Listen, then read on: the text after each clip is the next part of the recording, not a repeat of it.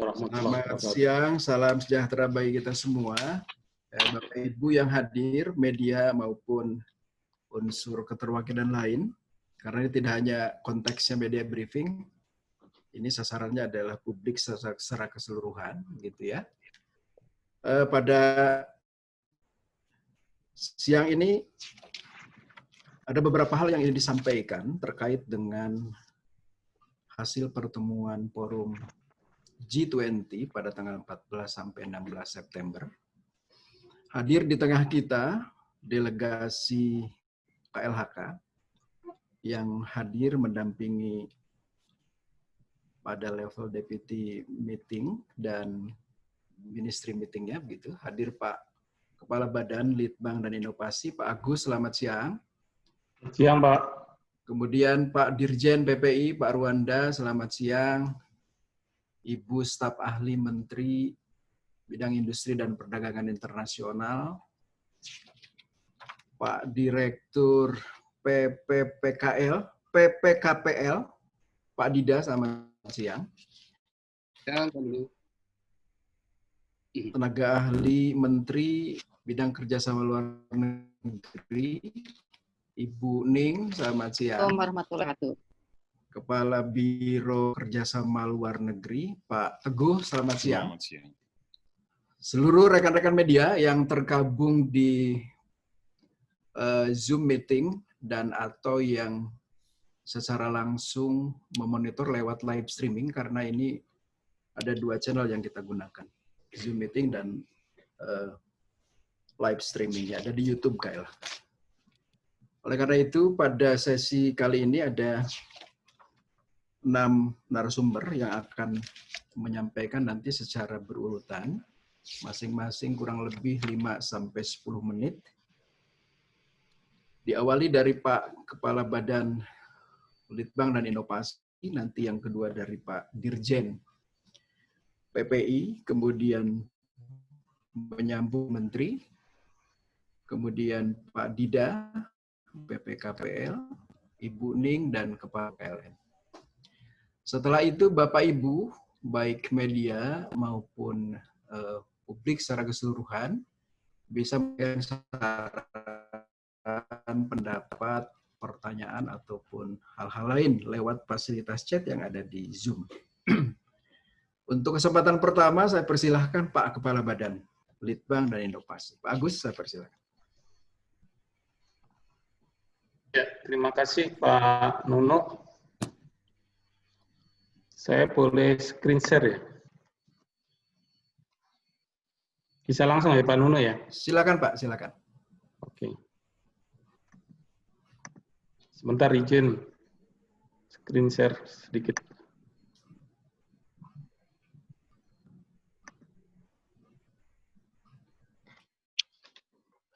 Sudah muncul belum, Pak? Sudah Pak. Sudah. Silakan. Sudah. Ya. Terima kasih Pak Nuno. Ini mohon izin teman-teman. Assalamualaikum warahmatullahi wabarakatuh. Waalaikumsalam. Selamat siang, salam sejahtera untuk kita semua. Saya ingin menyampaikan kira-kira resume apa yang sudah kita lakukan, terutama dalam menghadiri G20 Environment Minister Meeting atau pertemuan Menteri Lingkungan Hidup negara anggota G20 pada tahun 2020 yang diselenggarakan sebagai bagian menuju pertemuan puncak G20 Leaders Summit tahun 2020 yang rencananya akan diselenggarakan di Arab Saudi pada bulan November 2020. Nah, pertemuan antar Menteri Lingkungan Hidup tersebut kemarin telah dilangsungkan pada tanggal 16 September 2020. Menteri Lingkungan Hidup dan Kehutanan Republik Indonesia, Ibu Siti Nurbaya, bersama Delri menghadiri pertemuan tersebut yang dilangsungkan secara virtual. G20 Environment Minister Meeting ini dihadiri oleh negara-negara anggota G20 dan wakil dari beberapa negara observer serta organisasi internasional G20 terdiri dari 19 negara dan Uni Eropa, yaitu Argentina, Australia, Brasil, Kanada, Cina, Jerman, Prancis, India, Indonesia, Italia, Jepang, Meksiko, Rusia, Arab Saudi, Afrika Selatan, Korea Selatan, Turki, Inggris, dan Amerika Serikat, dan Uni Eropa. Isu-isu utama yang menjadi fokus pembahasan G20 Environment Meeting antara lain adalah penanganan kerusakan lahan atau land degradation, kemudian habitat loss, kemudian konservasi terumbu karang, dan juga sampah laut. Menghadapi isu-isu yang telah menjadi permasalahan global, pada G20 Environment Minister Meetings terdapat 3 dokumen utama yang dibahas, yaitu G20 Environment Ministers Meeting Communique, kemudian yang kedua Global Initiative on Reducing Land Degradation and Enhancing Conservation of Terrestrial Habitat, dan yang ketiga Global Coral Reef Research and Development Accelerator Platform. Mohon maaf sebentar.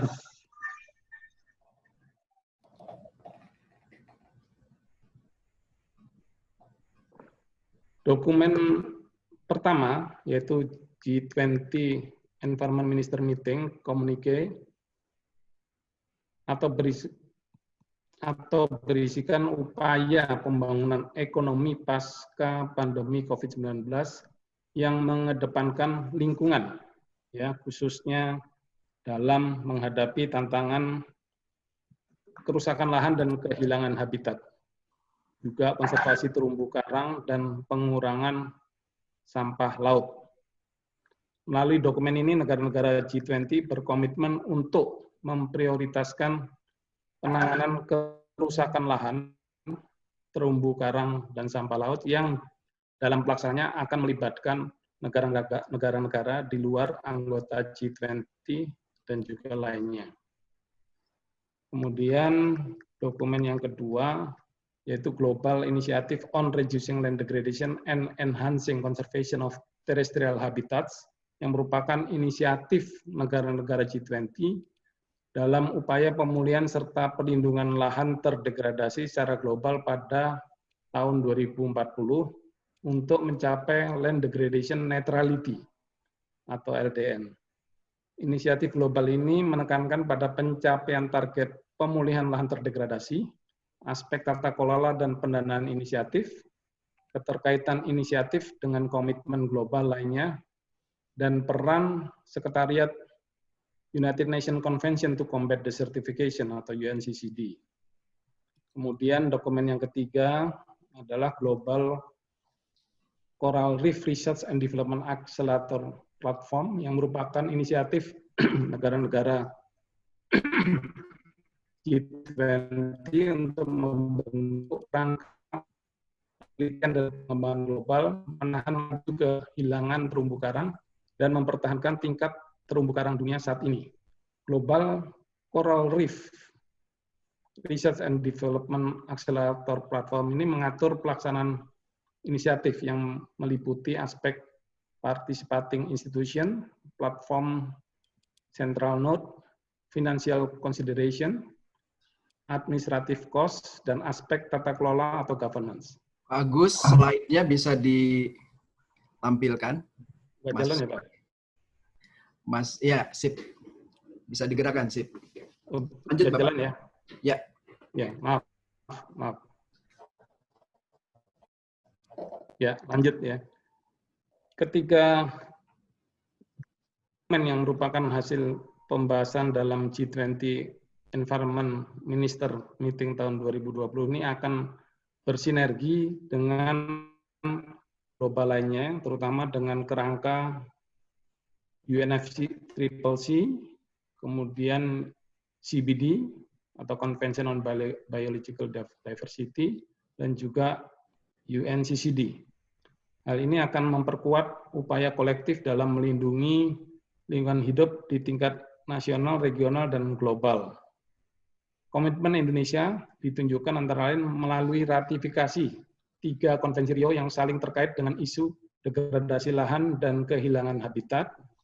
Ketiganya adalah Undang-Undang Nomor 6 Tahun 1994 yang mengesahkan Konvensi PBB untuk perubahan iklim atau UNFCCC.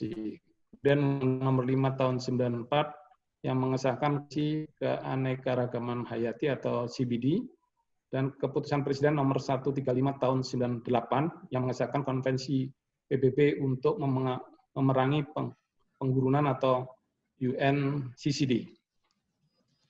Upaya Indonesia dalam penanggulangan degradasi lahan dan kehilangan habitat dilakukan secara terstruktur dengan global, nasional, dan lokal. Dalam konteks global, Indonesia menjalankan Land Degradation Neutrality sebagai framework penanggulangan degradasi lahan. Secara nasional, Indonesia telah memiliki berbagai program terkait dengan penanggulangan degradasi lahan dan kehilangan habitat, yaitu restorasi lanskap hutan, revitalisasi das, perhutanan sosial, dan program penanaman, penyediaan bibit dan pelibatan masyarakat, serta peningkatan efektivitas pengelolaan kawasan konservasi dan kawasan ekosistem esensial.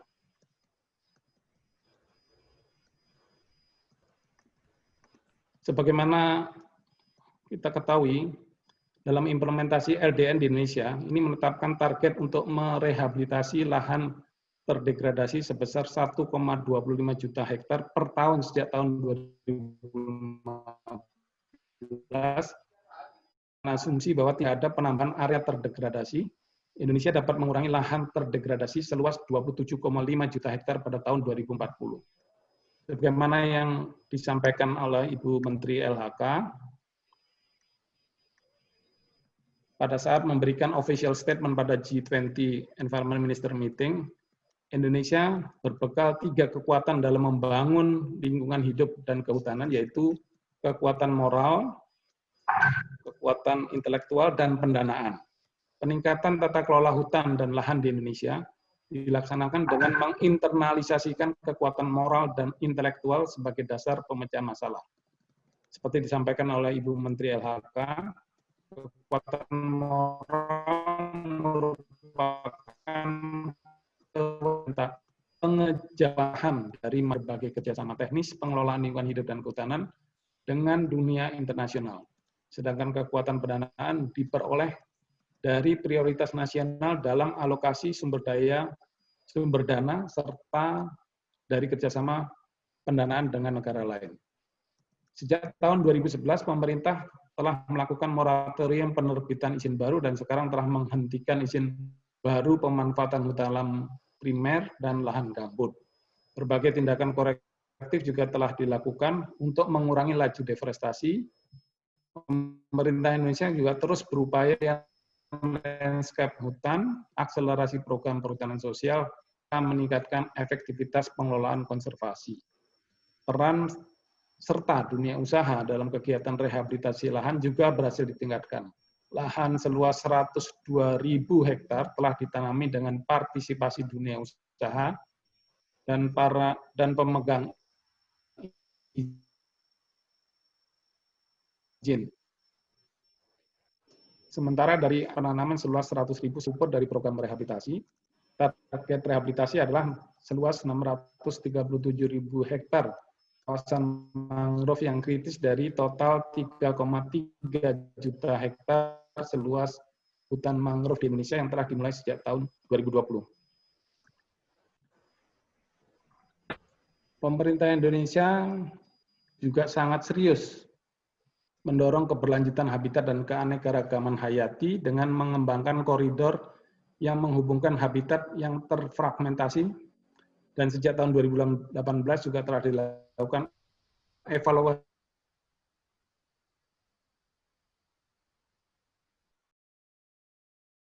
terhadap semua ditahankan sebagai hutan bernilai konservasi tinggi atau High Conservation Value Forest, HCVF.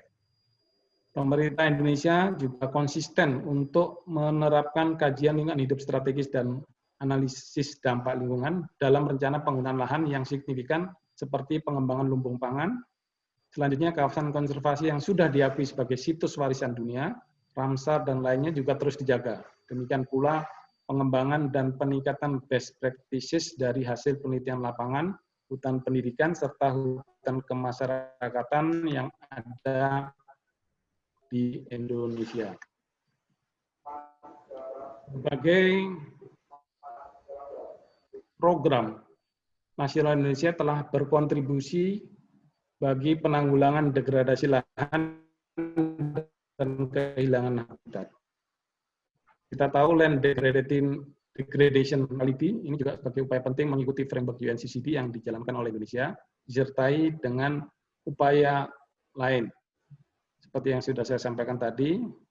Dan upaya-upaya tersebut merupakan bukti perhatian negara Indonesia terhadap kesehatan lanskap bagi pembangunan dan kesejahteraan masyarakat Indonesia. Oleh karena itu, implikasi bagi Indonesia dalam upaya berkelanjutan untuk meningkatkan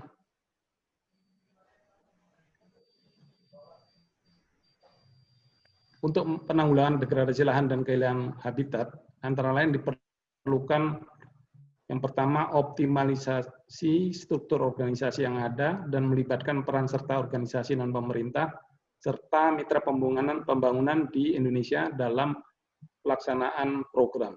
Yang kedua, koordinasi vertikal maupun horizontal dan menguatkan sistem monitoring dan evaluasi kebijakan. Dan yang ketiga, menyediakan insentif fiskal dan non-fiskal untuk meningkatkan partisipasi pemerintah daerah serta pemangku kepentingan lainnya terkait pemanfaatan lahan agar degradasi lahan dan kehilangan habitat dapat dikurangi sebagaimana land degradation neutrality yang telah dicanangkan oleh Indonesia.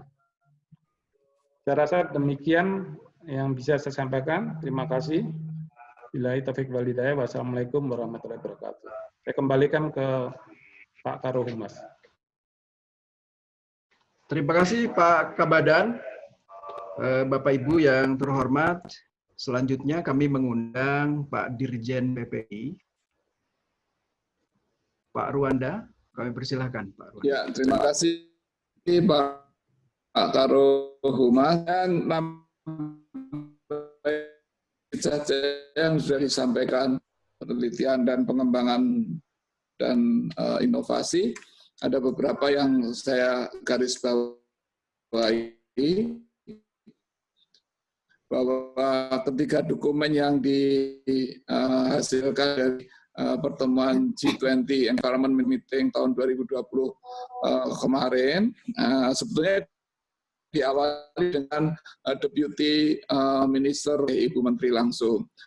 Dan agenda utamanya adalah pengurangan degradasi lahan, hilangnya habitat, dan konservasi terumbu karang.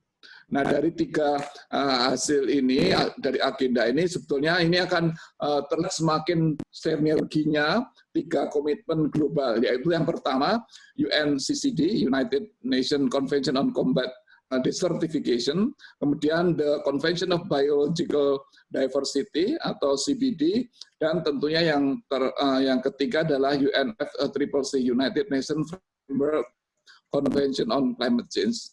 Dan ini terlihat sekali bahwa global dengan tiga komitmen global ini akan semakin erat, CCD, CBD, dan UNFCCC akan semakin kuat dari hasil G20 ini. Artinya apa? Pemimpin negara G20 ini sudah komitmen dengan komitmen global tiga ini akan berjalan bersama-sama secara sinergi. Nah, khusus dari kami, dari PPI, dalam statementnya menyampaikan bahwa berbagai kebijakan, langkah, dan upaya pemerintah Indonesia telah membuahkan hasil yang sudah cover semuanya, bagaimana kita Indonesia mendapatkan pengakuan internasional. Yang pertama dari pemerintah Norway dan dari Green Climate Fund, mengakui bahwa Indonesia telah berhasil mengurangi emisi gas rumah kaca atau CO2 dari deforestasi dan degradasi hutan pada periode 2014 sampai 2017. Dan Indonesia dengan penurunan itu akan mendapatkan pendanaan ya dari multilateral dari GCF ini sebesar 103,8 juta dolar. Ini untuk penurunan emisi tahun 2014, 2015, dan 2016. Kemudian dari pemerintah Norway kita akan mendapatkan 50 juta US dollar untuk penurunan emisi 2017. Nah, tambahkan sebagaimana yang disampaikan di pertemuan menteri tersebut, Ibu Menteri juga menyampaikan bahwa sejak tahun 2019 pemerintah juga telah mengalokasikan tahunan utilitasi lahan dan konservasi ini sekitar 300 juta US dollar, jumlah yang luar biasa. Kalau lihat dengan perbandingan dengan APBN KLHK, kira-kira 63% dari anggaran KLHK untuk rehabilitasi lahan dan konservasi. Ini adalah komitmen yang luar biasa dari pemerintah Indonesia, khususnya KLHK untuk ikut berpartisipasi menanggulangi degradasi lahan ini dengan merehabilitasi lahan dan konservasi. Mungkin itu dari saya, Pak Nunu. Saya Terima kembalikan. kasih Pak Dirjen Pengendalian Perubahan Iklim, Pak Ruanda. Kami mengundang Ibu Staf Ahli Menteri Industri dan Perdagangan Internasional. Waktu kami persilakan, Bu. Terima kasih Pak Nunu. Assalamualaikum warahmatullahi wabarakatuh. Selamat siang semuanya, teman-teman dari media dan juga dari unsur lainnya. Insya Allah kita tetap sehat dan semangat dan kondisi pandemi COVID-19 ini. Terima kasih Pak Kepala Balitbang Inovasi dan juga Dirjen Pengendalian Perubahan Iklim yang tadi telah menyampaikan beberapa hal dan yang sangat mendasar dari hasil-hasil dicapai oleh pertemuan Menteri Lingkungan Hidup kelompok 20 ekonomi utama dunia. Saya mohon izin untuk share screen, Pak Kepala Biro. Ada sedikit. Silakan, Bu. Ya, baik.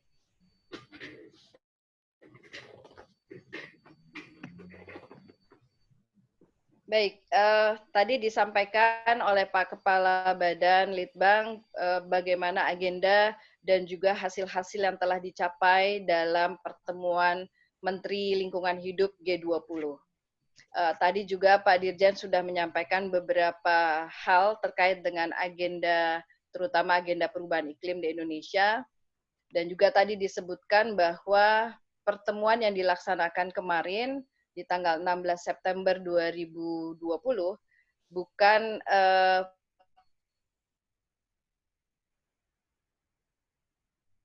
pertemuan rangkaian kegiatan. Dalam kepresidenan G20 tahun ini, Saudi Arabia telah menyelenggarakan 3 kali pertemuan Deputi Menteri untuk bidang lingkungan hidup, bulan Maret, bulan Juli, dan kemudian yang ketiga adalah 2 hari sebelum penyelenggaraan pertemuan tingkat Menteri G20. Dinamikanya sangat menarik karena agenda lingkungan hidup ini bukan kali pertama dibahas di dalam serangkaian pertemuan-pertemuan ekonomi utama dunia.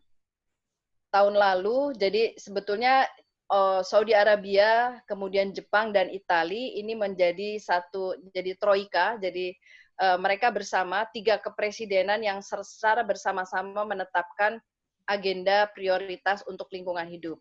Dimulai dengan kepresidenan Jepang di tahun 2019, di mana pada saat itu agenda lingkungan hidup juga sudah dibahas, diantaranya adalah tentang pengendalian sampah di laut, kemudian adaptasi perubahan iklim. Lalu agenda ini dilanjutkan oleh kepresidenan Saudi Arabia dengan fokus yang tadi sudah disampaikan oleh Kepala Badan Litbang, yaitu tentang land degradation and habitat loss, serta coral reef, dan nantinya akan dilanjutkan oleh kepresidenan Italia di tahun 2021. Sehingga memang tadi hasil-hasil yang disampaikan, baik itu berupa ministerial communique, kemudian juga 2 inisiatif yang juga disepakati untuk diluncurkan, itu menjadi agenda yang berkelanjutan sejak 2019, 2020, dan yang akan datang. Kami menambahkan sedikit terkait dengan tindak lanjut. Jadi setelah agenda pertemuan di bidang lingkungan diselesaikan, dengan puncaknya adalah pertemuan tingkat menteri di tanggal 16 September kemarin, maka Kepresidenan Saudi Arabia secara kolaboratif seperti yang tadi kami sampaikan dengan Kepresidenan Jepang dan juga Kepresidenan Italia akan menyampaikan inisiatif-inisiatif tersebut kepada pertemuan tingkat tinggi para leaders atau para pemimpin G20 yang tadi disebutkan juga oleh Kepala Badan Litbang Inovasi akan diselenggarakan di Riyadh pada tanggal 21-22 November tahun ini. Jadi ini komunike termasuk juga 2 inisiatif yang tadi sudah dijelaskan akan dilaporkan dan dimintakan dukungan pada tingkat pimpinan, pada tingkat leaders, presiden, perdana menteri, dan sebagainya. Setelah nanti akan mendapat dukungan dan menjadi bagian dari keputusan KTT G20 di bulan November 2020, maka inisiatif-inisiatif tersebut akan mulai diluncurkan di tahun 2021.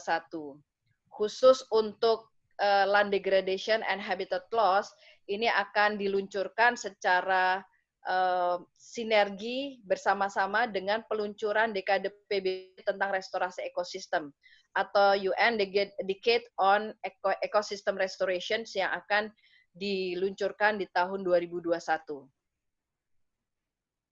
Sedangkan untuk inisiatif Coral Reef juga akan dimulai dan negara-negara setelah mendapat persetujuan dari KTT tentu saja akan diminta untuk mulai menduduki atau mulai mengusulkan inisiatif-inisiatif dan pejabat-pejabatnya untuk bisa sama-sama mengawal inisiatif tersebut.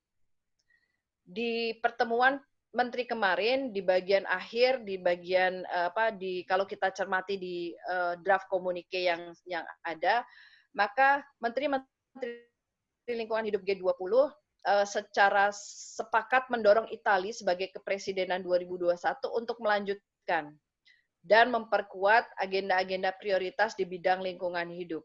Sehingga inisiatif yang sudah dibangun sejak kepresidenan Jepang di 2019 tentang adaptasi perubahan iklim dan juga tentang penanganan sampah di laut akan dilengkapi dengan agenda land degradation and habitat loss serta coral reef, dan mudah-mudahan tahun depan oleh kepresidenan Italia agenda-agenda prioritas ini akan menjadi semakin lengkap dan semakin kuat untuk bisa kemudian disejajarkan dan dilaksanakan secara paralel, baik itu secara kolektif maupun kolaboratif, dengan agenda-agenda global yang tadi sudah dijelaskan oleh Kepala Badan Litbang dan Inovasi.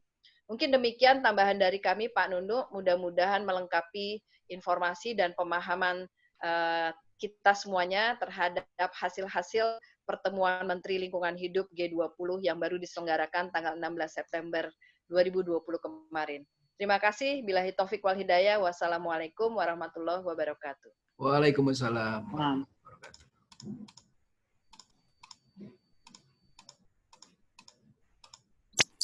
Terima kasih Ibu Staf Ahli Menteri. Berikutnya Pak Direktur PPKPL, Pak Dida, saya kira beliau lebih akan mengupas tentang dinamika pertemuan tingkat deputinya, saya kira begitu ya. Untuk itu saya mengundang Pak Dida, waktu saya persilakan Pak Dida. Terima kasih Pak Karumas, Pak Dirjen, Pak Kepala Badan, Bu Ami, Bu Nining, dan Bapak sekalian yang kami hormati. Kami hanya menambahkan saja, jadi berbagai hasil yang disampaikan, tentunya ini adalah inisiatif dari G20. Tetapi pada tataran pelaksanaannya adalah menjadi strategis karena ini bersifat terbuka sehingga akan melibatkan berbagai negara non G20 lainnya juga dan juga tentunya berbagai lembaga yang lainnya. hal ini menjadi strategis Indonesia menjadi bagian dari G20 untuk membahas untuk terlibat dalam penyusunan inisiatif ini. Dan dari pertemuan yang ada, memang fokus pembahasan adalah pada dua isu utama, yaitu pada land degradation dan coral reef. Tetapi ada dua cross-cutting isu yang masuk ke dalam area itu, yaitu terkait dengan climate change dan juga terkait dengan marine litter. Indonesia sangat berkepentingan, misalkan terkait dengan isu laut, karena Indonesia merupakan 18% pemilik coral reef di dunia. Jadi ada isu terkait dengan ada inisiatif yang dibangun dari pertemuan di G20 ini sudah menghasilkan global inisiatif mengenai akselerator untuk research and development terkait dengan coral reef. Ini kita semuanya harus menyongsong inisiatif ini untuk mendapatkan manfaat seluas-luasnya bagi Indonesia yang memiliki 18% dari kekayaan lokal terumbu karang ini. Demikian Pak Nunu, nanti dalam diskusi kita tambahkan lebih lanjut. Terima kasih.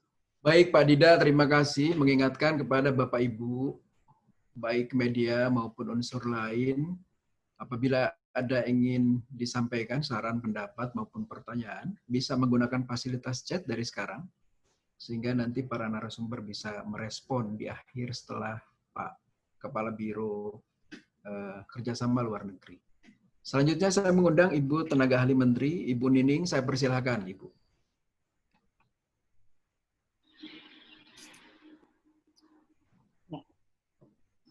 Terima kasih Pak Nunu.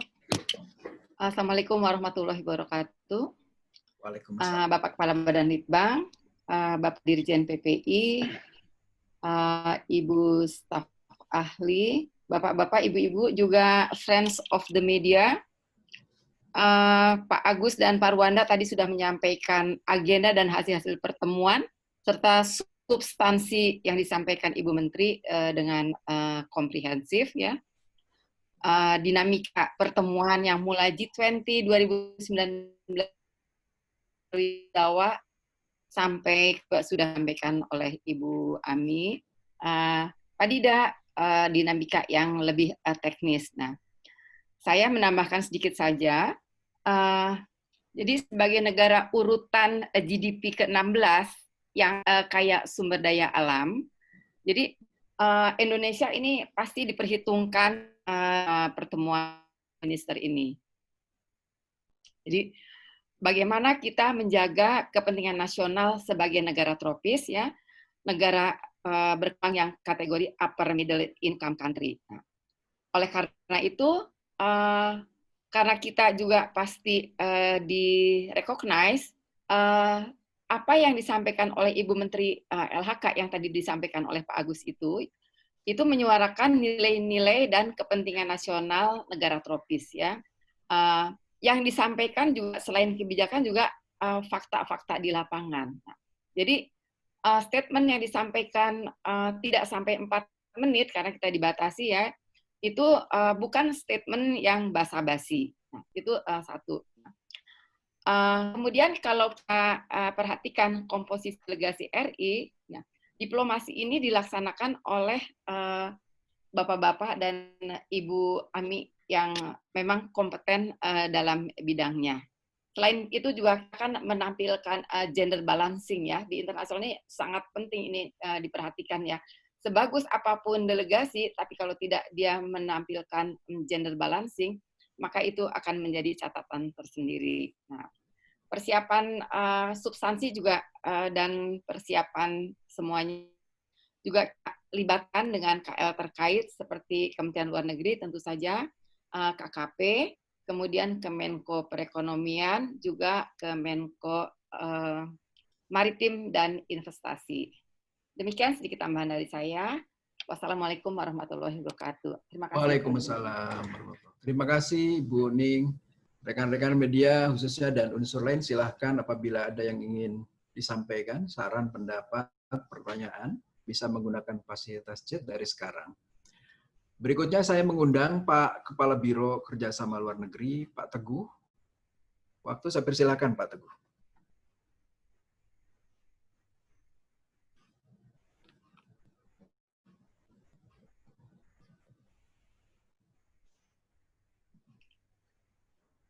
Pak Teguh.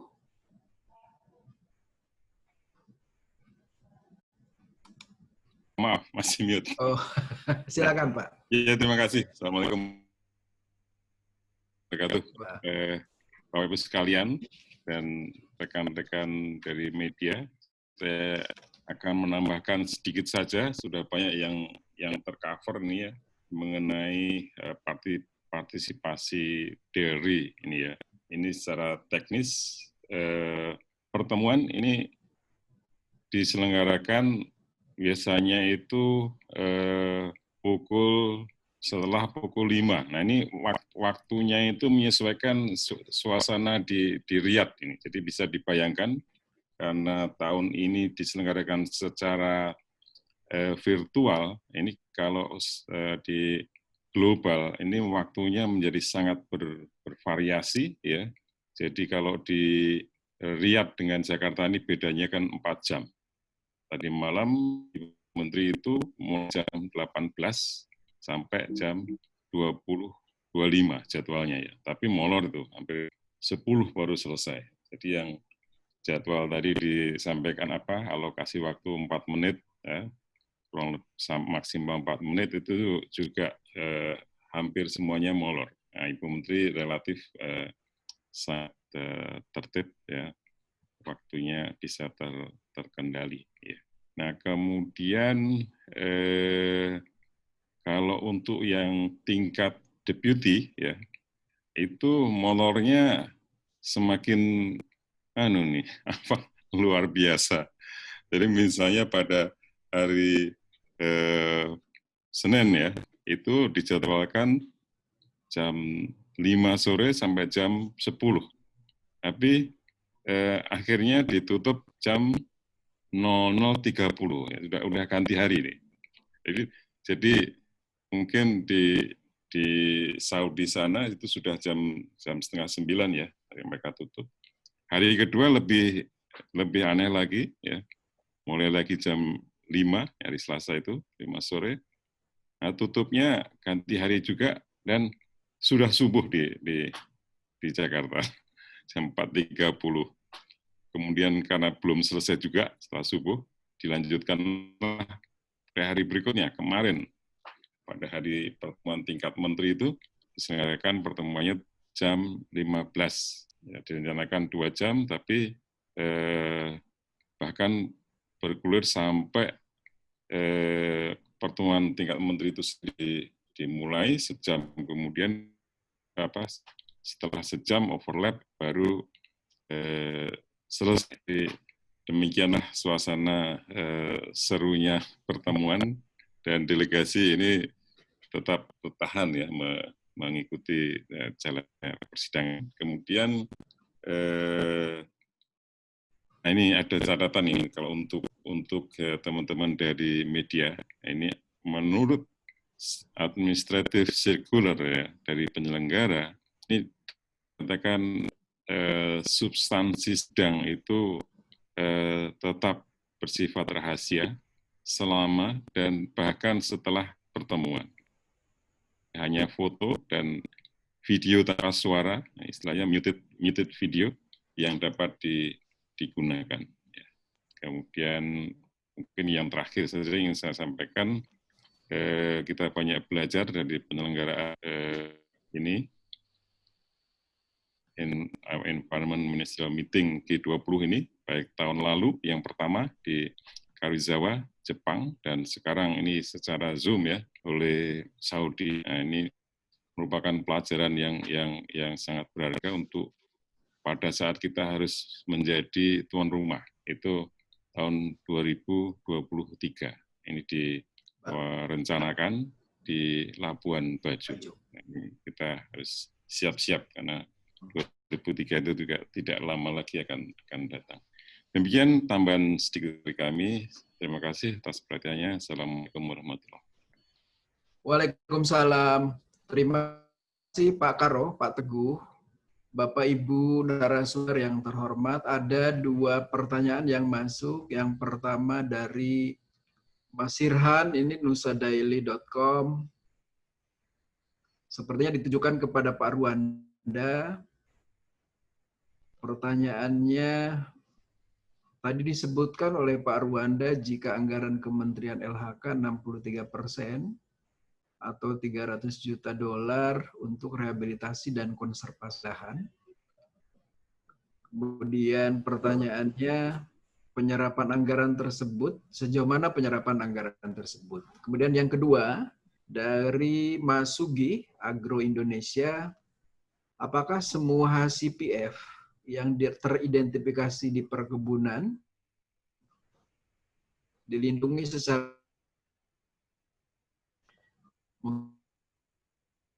Pak Ibu bisa meresponnya gitu apabila ada yang ingin direspon. Pak Dirjen, saya persilakan. Terima kasih Mas Srihan ya. Mas Sirhan.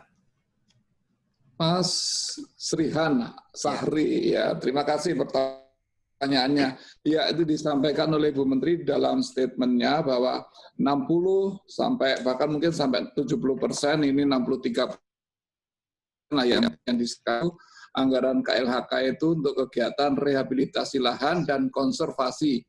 Ya, artinya untuk yang utama rehabilitasi lahannya itu untuk kegiatan penanaman. Ya, yang konservasi itu banyak kegiatannya konservasi itu kan, patroli, kemudian pelibatan masyarakat, konservasi kemitraan konservasi dan sebagainya. Nah, yang rehabilitasi lahan itu seperti diketahui NDC kita itu kan sebesar 800.000 hektar per tahun NDC kita ya. Tetapi kita hanya mendapatkan alokasi dana KLHK itu hanya bisa mengcover untuk penanaman 200.000 hektar. Oleh karena itu kita menggandeng semua stakeholder. Kemarin Bu Menteri Pedasael mengajak pemegang izin untuk melakukan juga rehabilitasi. Artinya semua effort kita lakukan. Nah, bagaimana realisasi penyerapan anggaran ini?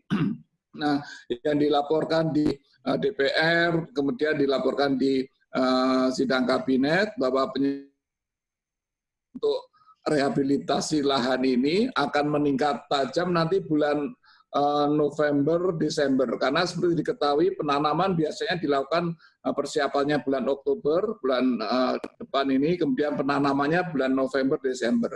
Sekarang realisasinya sekitar 40% dari anggaran tersebut. Ya, mungkin nanti setelah November, Desember akan terjadi penyerapan yang cukup signifikan karena ada kegiatan penanaman dari alokasi dana tersebut. Kalau kegiatan konservasinya sudah berjalan seperti targetkan sesuai dengan prognosis yang ditargetkan oleh Dirjen KSDAE.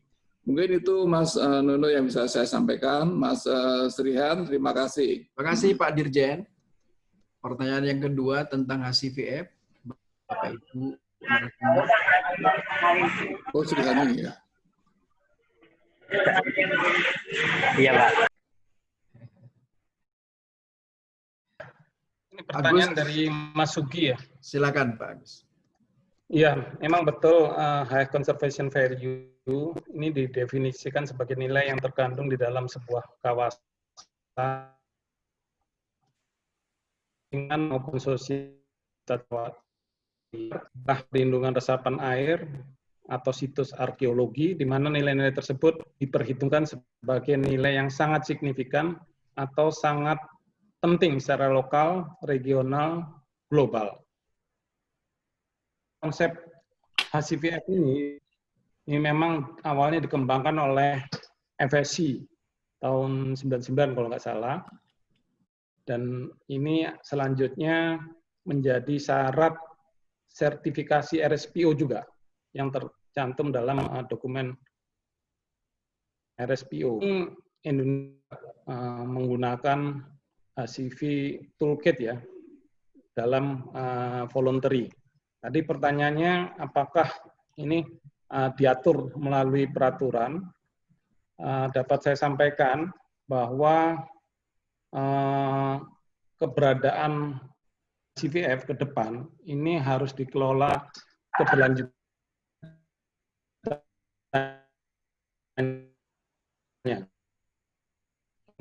kawasan pengenalan kawasan, kemudian juga penetapan kawasan sebagai protected area atau kawasan tersebut sebagai tempat pilihan atas sumber daya yang telah atau hampir punah sehingga tetap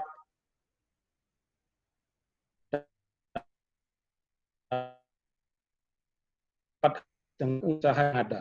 Demikian dapat peran dalam memperkuat keberlanjutan atau strengthening sustainability tanpa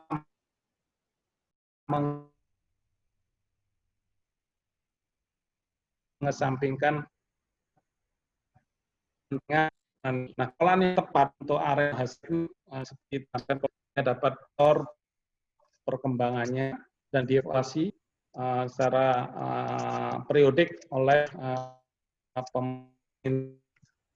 Nah, sendiri juga mengatur melalui orang karena kita ingin keberadaan HCVF ini bisa menjamin adanya habitat dari berbagai area, dan pemerintah sebenarnya sudah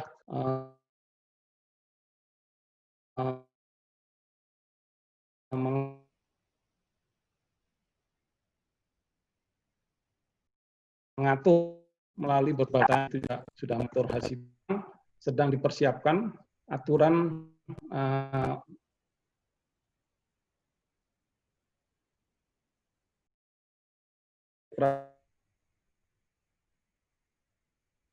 peraturan Menteri hasil dan lain maupun areal perkebunan, dan harapannya untuk mendukung pengelolaan yang lestari sekaligus membantu pencapaian target NDC dalam penurunan emisi melalui penyimpanan karbonnya atau carbon sink. Dan ini sedang dalam proses, mudah-mudahan dalam waktu dekat peraturan tersebut juga bisa dikeluarkan oleh Kementerian Lingkungan Hidup dan Kehutanan. Kemudian Kementerian Keuangan juga sebenarnya juga sudah melakukan beberapa terobosan ya, khususnya kebijakan dalam bentuk dukungan pendanaan terkait dengan penurunan emisi dan ekonomi hijau. Sehingga semua peraturan ini bisa diintegrasikan dan diharapkan dapat memberi manfaat bagi Indonesia dalam pengelolaan HCVF. Mungkin itu penjelasannya, Mas Uki. Terima kasih Pak Kabadan.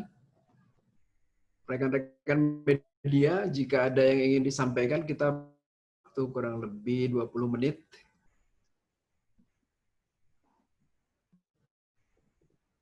Saya persilahkan untuk rekan-rekan media atau Bapak Ibu dari unsur lain. Jika ingin disampaikan, silakan digunakan fasilitas chat yang ada di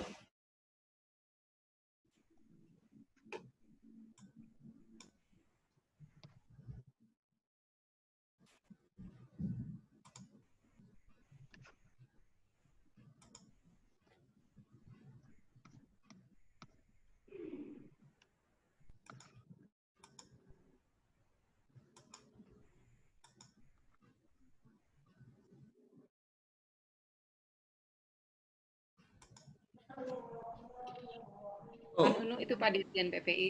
Silakan Pak Dirjen. Ya, ini ada pertanyaan dari Mas Febrian, wartawan Republika. Oke. Tapi pertanyaannya sebetulnya ke PPKL atau PHPL. Jadi saya bacakan pertanyaannya ya. Nanti mungkin kalau ada teman-teman PHPL atau PPKL bisa menjawab. Saya mau tanya soal upaya restorasi atau revitalisasi lahan gambut yang bekas terbakar tahun 2019 silam. Sejumlah LSM Lingkungan Hidup menyebutkan bahwa restorasi yang dilakukan di lahan gambut di area konsesi tidak berjalan efektif. Benarkah demikian? Apa penyebabnya dari sudut pandang KLHK? Ini PPKL atau PHPL harusnya yang menjawab, kurang pas kalau Dirjen PPI yang jawab, Mas. Terima kasih, Mas. Terima kasih, Pak Dida. Mestinya ini Ibu Direktur Gambut sebetulnya, Ibu Ning. Nanti kita catat saja, Pak Dirjen. Pertanyaan itu kita catat, kita akan sampaikan kepada Satker yang menangani, begitu ya, supaya nanti lebih firm jawabannya. Terima kasih, Pak Dirjen. Kami persilakan untuk rekan media atau Bapak Ibu unsur lain yang ingin disampaikan atau ditanyakan. Saya persilahkan.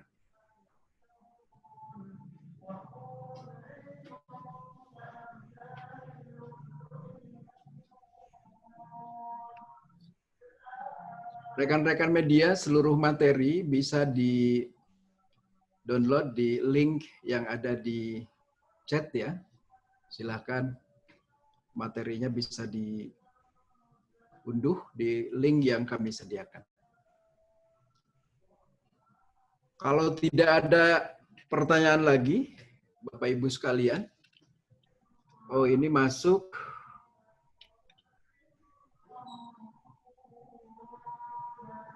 Ada pertanyaan dari Larasati Diah Tribun. Pak, bisa tolong dirangkum isi pertemuan Ibu Menteri LHK secara keseluruhan? Apa saja goals dan resolusi yang ingin dicapai Indonesia dari pertemuan tersebut? Tadi sebetulnya sudah disampaikan, mungkin lebih ringkas, bisa dijelaskan kembali mungkin Pak Agus atau Ibu Ami atau Pak Ruanda. Saya persilakan.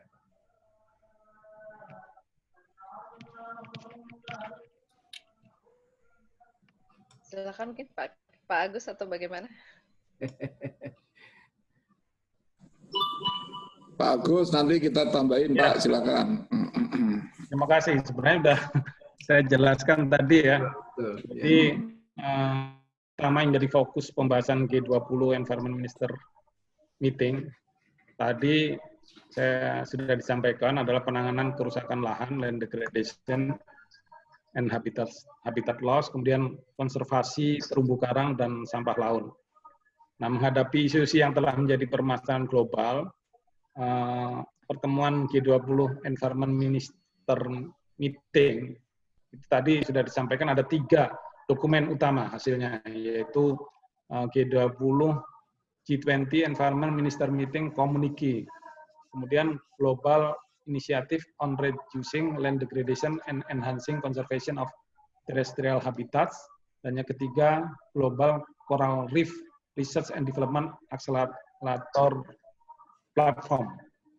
Nah, tadi saya sudah jelaskan satu persatu, lengkapnya nanti mungkin bisa diunduh ya ketiga, karena ini sudah menjadi hasil pertemuan kemarin, dan tentunya seperti disampaikan oleh Pak Dirjen juga tadi, ketiga dokumen ini merupakan hasil pembahasan G20 Environment Minister Meeting yang akan bersinergi dengan komitmen global lainnya.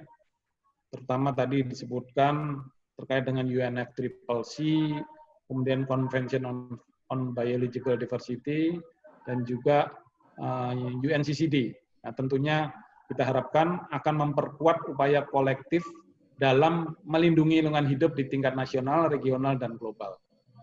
Mungkin itu dari saya, mungkin bisa ditambahkan Pak Dirjen dan Bu Ami. Silakan Pak Dirjen, kemudian Ibu Ami, saya persilakan. Cukup Mas, tadi sudah saya sampaikan seperti itu. Ya, makasih. Baik.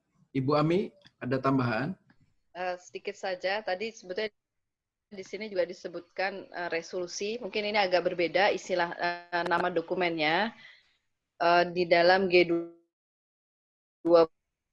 seperti dikatakan oleh Pak Kepala Badan Litbang Inovasi, agenda pertemuan Menteri Lingkungan Hidup tidak berdiri. Ini merupakan bagian dari agenda besar yang sudah ditetapkan oleh hal ini Saudi Arabia. Secara topik besar sebetulnya Presidenan Saudi Arabia ini telah memutuskan topik yang diambil adalah realizing the future of the 21st century. Realizing of the 20th. Jadi bagaimana kita mewujudkan semua atau merealisasikan semua peluang-peluang yang ada untuk abad ke-21. Dan di dalamnya adalah agenda safeguarding the planet, safeguarding the planet. Dari agenda safeguarding the planet inilah kemudian Menteri Lingkungan Hidup, misalkan ada serangkaian pertemuan deputi menteri dari mulai bulan Maret sampai kemudian bulan September menghasilkan komunike. Komunike itu adalah bahan di mana memuat seluruh isu-isu yang dibahas oleh pertemuan menteri-menteri bidang lingkungan hidup, sejak Deputi Menteri sampai Menteri-Menteri Lingkungan Hidupnya. Dan agenda ini, komunike ini yang nanti akan menjadi bahan para menteri tersebut untuk melakukan komunikasi, termasuk melaporkannya kepada para pemimpinnya di KTT G20, dan juga kepada mitra-mitra Menteri Lingkungan Hidup lainnya di luar kelompok G20. Di dalam pertemuan itu sendiri, selain komunike, tadi sudah dijelaskan ada 2 inisiatif. Jadi ini bukan, jadi tidak ada dokumen yang namanya resolusi dalam pertemuan, konteks pertemuan yang dilakukan kemarin, dan hasil-hasil ini tentu saja tidak final atau sementara belum final sampai nanti mendapat persetujuan dari para pemimpin G20 di bulan November 2020. Tentu saja saya juga menghimbau karena kepresidenan Saudi Arabia menyiapkan website yang cukup lengkap terhadap informasi, agenda, tujuan, goals, dan seterusnya. Mungkin nanti teman-teman bisa berkunjung ke website tersebut untuk melengkapi informasi-informasi yang kami bagi pada sesi konferensi pers pada siang hari ini. Terima kasih. Terima kasih Ibu Ami. Ada pertanyaan dari Mas Aswar Pajarnews, tapi ini konteksnya teknis. Nanti kita catat saja terkait dengan pengawasan di konsesi. Saya kira kurang relevan dalam konteks briefing kali ini. Kemudian ada pertanyaan dari Mbak Nuke, Voice of Indonesia. Berapa persen gas emisi yang sudah dikurangi oleh Indonesia sesuai dengan Paris Agreement? Mungkin Pak Dirjen atau Bu Ami ini yang lebih memahami. Saya persilakan Pak Dirjen. Ya, terima kasih Mbak Nunu Karuhumas. Mbak Nuke, terima kasih pertanyaannya. Ya, ini kalau Mbak Nuke bisa ngecek di website kami, ini ada laporannya. Setiap tahun kita laporkan, tapi tahun berikutnya ya, kalau misalnya yang sedang kami hitung sekarang tahun 2019 yang sudah ada 2018, 17 dan 16. Dari tahun 2018 ini posisi kita dari 29% ini kita sudah sekitar 24%.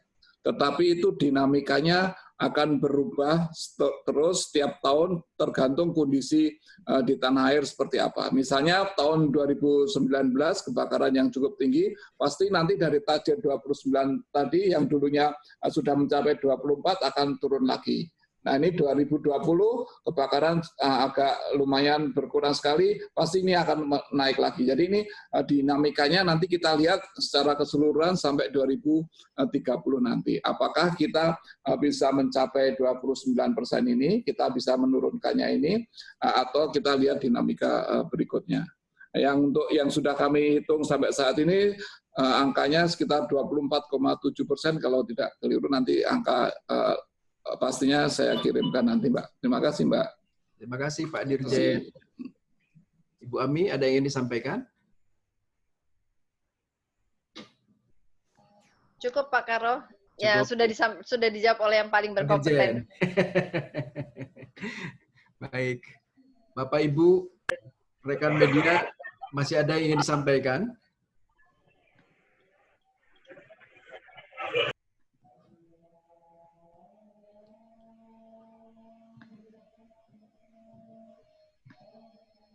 Saya kira ini sebagian besar dari media yang hadir, ada dari Tribun, sudah Republika, kemudian Voice of Indonesia,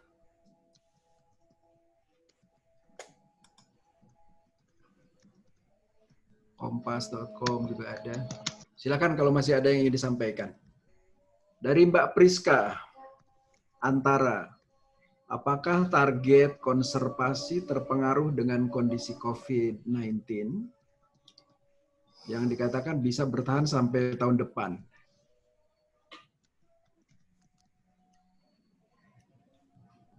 Silakan, saya kira kalau ada yang mau merespon ini, Bu Ami, Pak Agus, atau Pak Dirjen.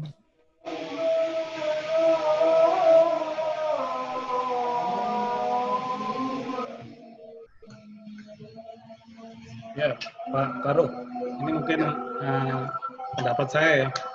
Jadi memang situasi COVID-19 ini tentu berpengaruh dalam upaya pelaksanaan implementasi program kegiatan dari pemerintah. Namun tentu kita akan menggunakan berbagai strategi dalam rangka pencapaian target-target program yang ada. Dan kita berharap upaya termasuk target konservasi ini juga bisa dicapai walaupun dengan berbagai penyesuaian strategi, dan saya yakin pemerintah tidak tinggal diam untuk menyiasati adanya kondisi COVID-19 ini. Mungkin itu dari saya, Pak. Terima kasih Pak Agus, Pak Kepala Badan. Saya kira tidak ada lagi pertanyaan yang ada di fasilitas chat, Bapak Ibu sekalian. Waktu sudah menunjukkan jam 15:05. Oleh karena itu, kami berikan apresiasi dan penghargaan yang tinggi kepada para narasumber delegasi Republik Indonesia yang telah turut serta mengawal proses G20 meeting pada konteks bidang lingkungan, level deputi dan menteri. Terima kasih pada Bapak, Ibu, dan rekan media yang telah hadir di acara penjelasan ini. Mudah-mudahan bermanfaat bagi kita semua dan bahan paparan ringkasan dari apa yang disampaikan para materi kami akan rilis dalam. Terima kasih Bapak Ibu, semoga sehat semua dengan ucapan amin. Tutup. Assalamualaikum warahmatullahi wabarakatuh. Waalaikumsalam warahmatullahi wabarakatuh. Terima kasih teman-teman media. Terima kasih Pak Karo yang sudah memfasilitasi. Sama-sama Ibu. Terima kasih Bapak Ibu narasumber juga. Sama-sama. Sehat semua. Terima kasih Bapak Ibu semua. Tetap sehat, tetap semangat. Media. Hadir Pak Badan, Bu Ami, sampai ketemu jam 4 ya. Insya Allah Bunda.